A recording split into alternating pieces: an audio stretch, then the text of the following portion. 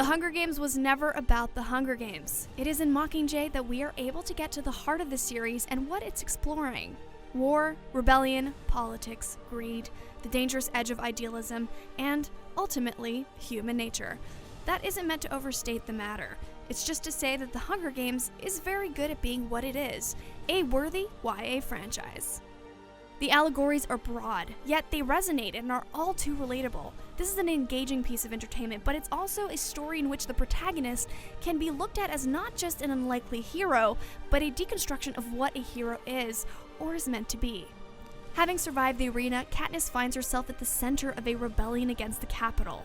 The central players, Josh Hutcherson's Peeta, Jennifer Lawrence's Katniss, and Liam Hemsworth's Gale, are all in attendance, along with a slew of new and familiar faces. Each is stretched beyond what we may have seen from them previously, though. Director Francis Lawrence does a tremendous job of expanding our vision of Panem, adding layers to the world building that had already been established. As the budget on these films has increased, so has the quality of the effects and action. In addition to a nice bit of spectacle, Lawrence creates a palpable sense of horror, loss, and tension. There are moments of levity peppered throughout, though to keep this from becoming an oppressively grim experience.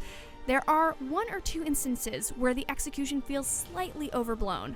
In total, however, the director delivers a cohesive, balanced film that takes the material seriously without devolving into melodrama. There is a romantic undertone present in the central relationships, but one thing is entirely clear. This is not about teenagers who are feeling angst-ridden and put upon by the weighty burden of love. It's about guilt, survival, inner and outer conflict, and the fight to maintain sanity in the midst of madness.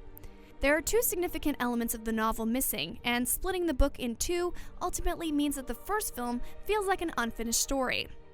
On the whole, though, this is a strong adaptation. At its core, this is not just the story of a young woman caught in an impossible web that others continue to weave for her, but an intimate look at war. The Mockingjay is both a hero and a pawn in a game that has gone on for centuries and will likely continue long past her death. Katniss's true task is to exercise the only genuine power she has: choice.